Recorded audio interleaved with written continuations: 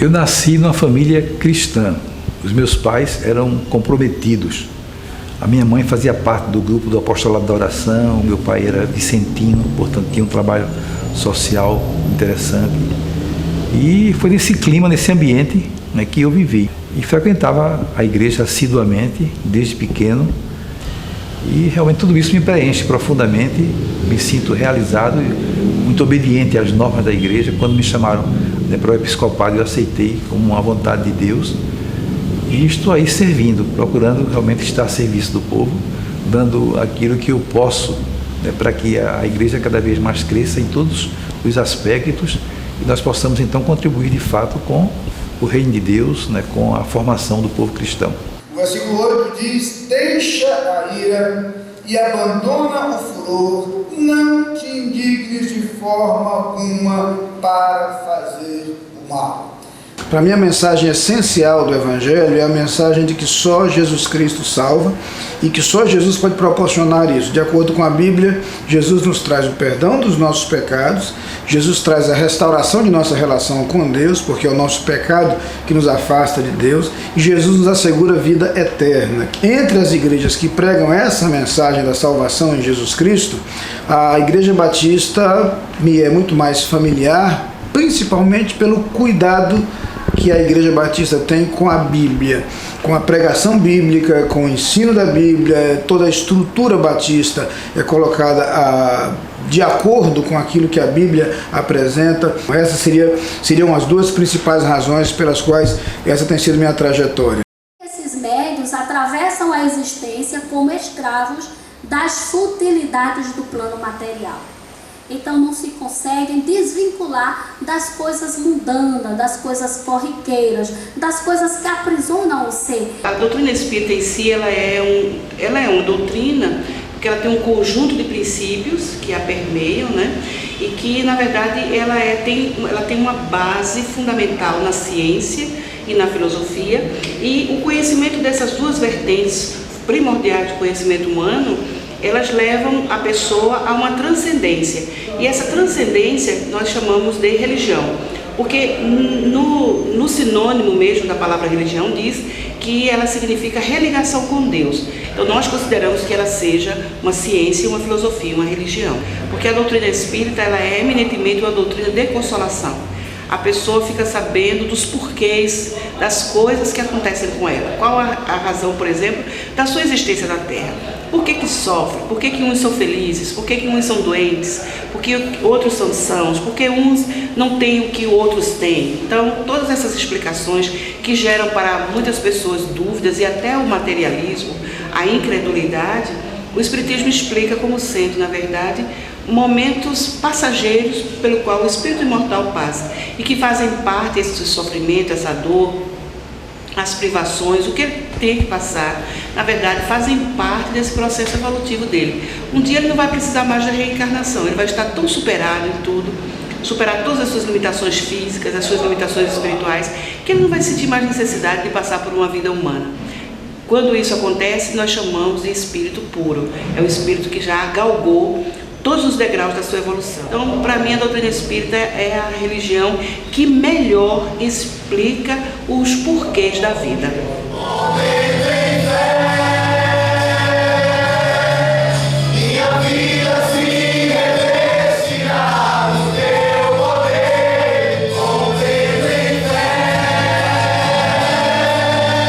Comecei a viver dentro da igreja, nessa atmosfera evangélica dentro da igreja. Foi a Renascer em Cristo, onde lá eu galguei vários cargos na igreja, chegando a ser presbítero, co-pastor. Quando um dado dia, uma dada fase, eu me apaixonei por um homem e eu descobri que aquela que era a minha verdade. Na verdade, eu era feliz ali. Na igreja também, eu namorei várias meninas, né? Cheguei praticamente a noivar com uma e sempre uma coisa forçada. Eu costumo dizer que a igreja evangélica não me excluiu, né? Não me expulsou.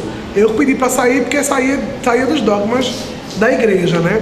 Quando eu cheguei para minha pastora da época e falei que estava saindo da igreja por causa dessa minha condição, e a frase que eu escutei foi que ela preferia estar celebrando meu enterro do que estar escutando aquilo de mim, que eu era gay, que estava saindo da igreja para viver esse relacionamento homossexual com outro homem, e aquilo ali me chocou muito e me fez passar um período pequeno, mas um período magoado com a igreja e longe dos templos, né? Eu dizia para todo mundo assim, não estou longe de Deus, estou longe dos templos. Foi daí que um amigo meu me chamou para conhecer essa CNE, aqui onde eu tive essa experiência com a teologia inclusiva, né? Comecei a estudar, comecei a ver que tudo para mim também era muito novidade, né? Pregar um Deus que aceita homossexual, pregar um Deus que me aceita como parceiro. E aí a igreja inclusiva foi como uma libertação para mim, a teologia inclusiva. E hoje eu prego e dissemino essa verdade, a verdade que eu acredito. Tem cristãos que até hoje não acreditam na salvação porque foi ministrado durante 10, 15, 20 anos que ser gay, ser lésbica, travesti, transexual, transgênero é para o inferno. Fui criado numa família católica, né? Tenho dois parentes que são evangélicos também, mas desde a infância tenho minhas dúvidas sobre a questão da religiosidade, e que só na adolescência, depois, na vida adulta, que veio mais forte, veio mais claro para mim. Quando criança, eu era obrigado a frequentar a Igreja Adventista do Sétimo Dia, até mais ou menos os meus 13 anos, quando eu cheguei para o meu pai e falei que eu não queria mais ir para a igreja. Ele me deu uma surra, certo? E disse, você não precisa mais ir. Então, assim, eu paguei o preço, né, já naquela idade, da liberdade, e até hoje tentei ainda, assim, depois eu tentei, assim, vou ser católico, né? Tentava estar em alguma religião, mas não conseguia. Bem, apesar da minha família ser católica, desde criança, e eu não me sentia bem quando frequentava a igreja, e depois de jovem é que eu já fui me definir por ser ateu. A minha família é evangélica e eu participava da igreja, eu colaborava bastante, eu fiz parte de vários grupos até os 12 anos, porque eu queria realmente buscar e aprender. Eu não queria apenas acreditar cegamente, eu buscava o máximo. Quando não fez sentido para mim, eu saí. Uma palavra que é muito comum para designar quem é ateu é herege. Herege antigamente era usado para se referir a todo aquele que questionasse os valores estabelecidos. Não tinha nada a ver com religião. Então, quem não aceitasse o Estado como o Estado era herege. Quem não aceitasse a regra de conduta de uma sociedade era um herege. Só que, trazendo para o lado da religião, é justamente isso. Olha, se tu não aceita o dogma, você comete uma heresia, você está questionando aquilo que não se discute. A gente, enquanto ateu, entende que um dogma é algo que é imposto para quem quiser fazer parte daquela crença, né? E quem não aceita não pode fazer parte dela. Então a gente tem que respeitar essa aceitação da pessoa. Mas o Senhor diz, eu sou o caminho, a verdade e a vida. Quem está em mim não está em trevas, mas vive na luz. Eu sou luz que reverbera, que brilha, que resplandece sobre a vida de quem está na minha presença. Já fui do grande grupo chamado de católicos não praticantes.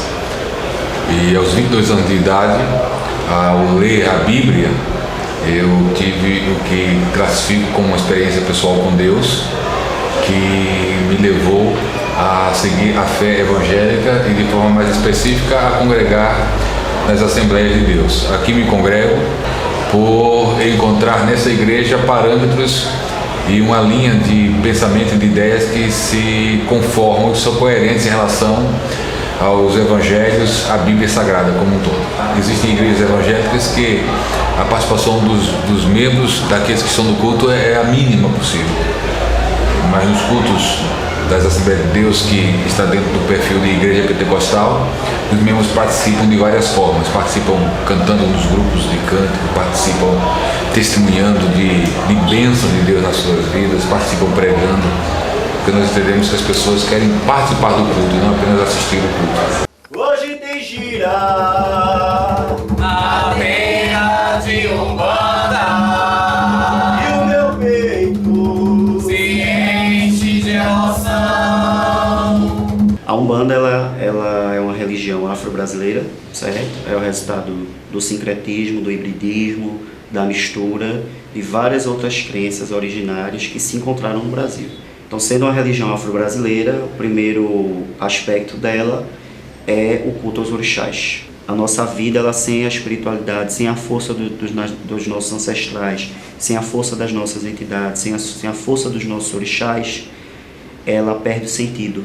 Na Umbanda não deve haver espaço para intolerância, porque ela é a síntese, né, de vários credos ao mesmo tempo que se encontraram aqui nessa terra e que geraram uma nova identidade, geraram um novo credo. E todo mal que aqui se encontre, e ele vá para as lugares do mar.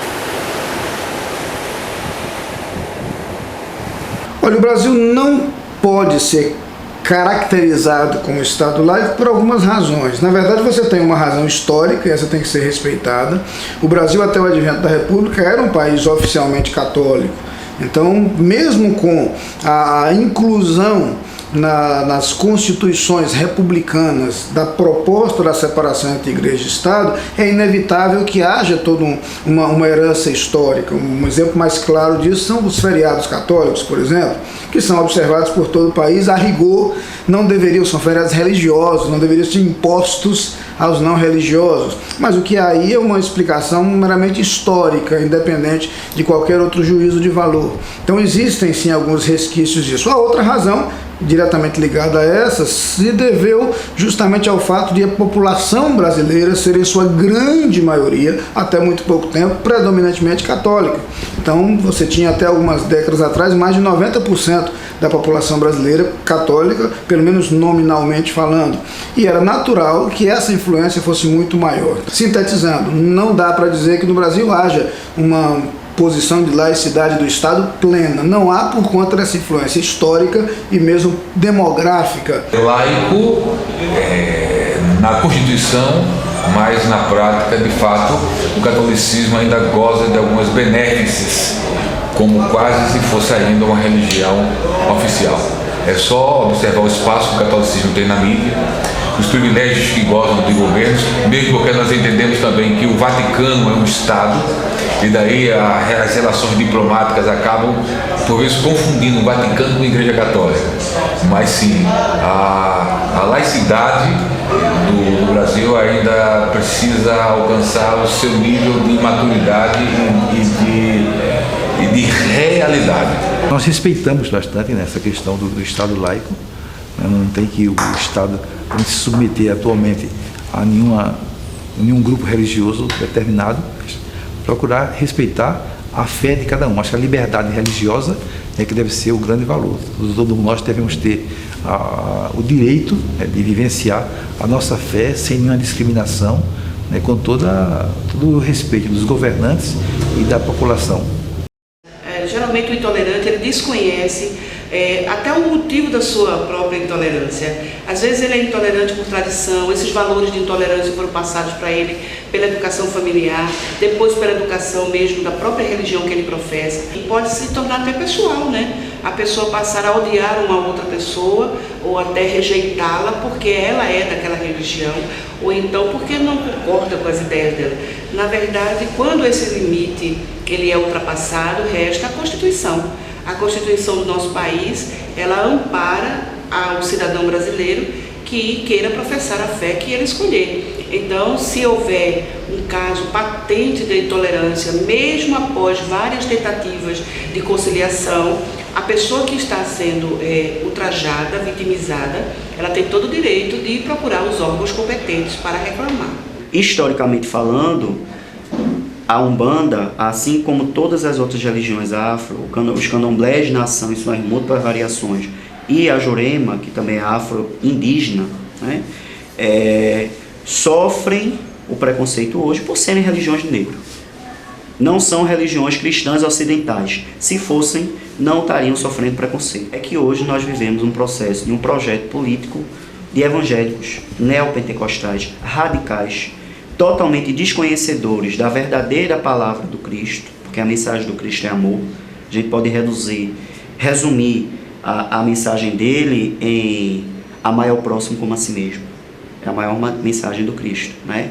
Então, esses radicais nos veem como uma ameaça e eles acham interessante nos exterminar, como tem ocorrido vários assassinatos de pais de santo, de mães de santo, de filhos de santo, agressões verbais, agressões físicas, né? Agressões a espaços sagrados, a espaços de terreiros, né?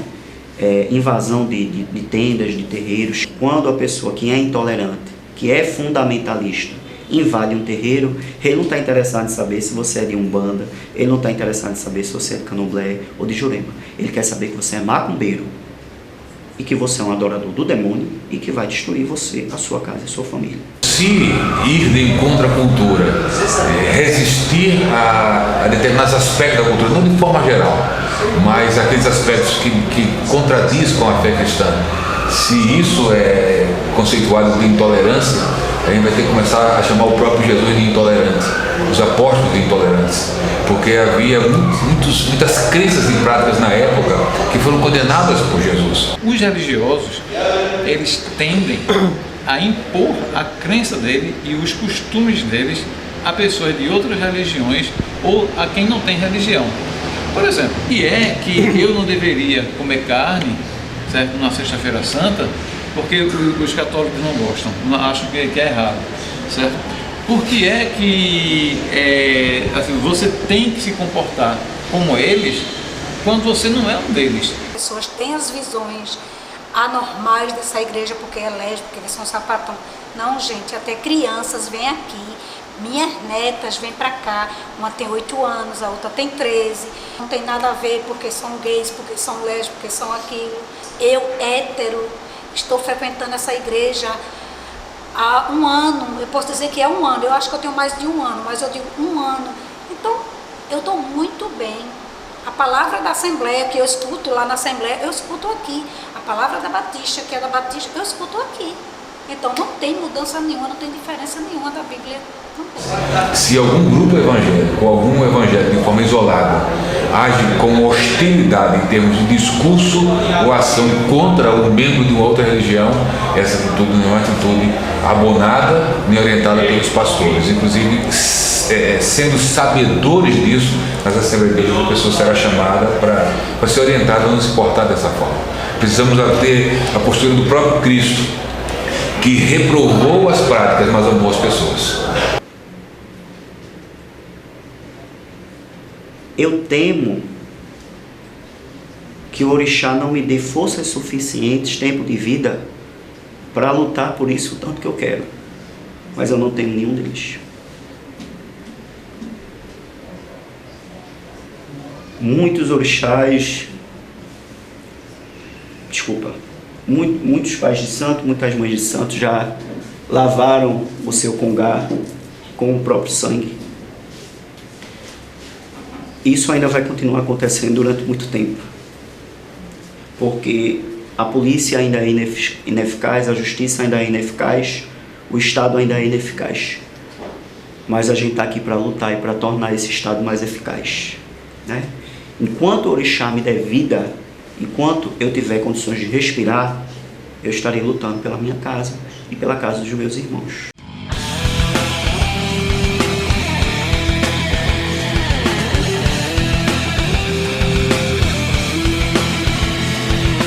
Qual sua cor, qual sua religião, qual a sua ideologia, qual a sua nação? Qual o seu nome, de onde você vem? Sua classe social, quanto dinheiro tem? Será que isso importa? Eu quero uma resposta. Enquanto isso não, nós de armas na mão, espanque, humilhe o pobre cidadão. Intolerância. Não, não. Intolerância. Não, não. Intolerância.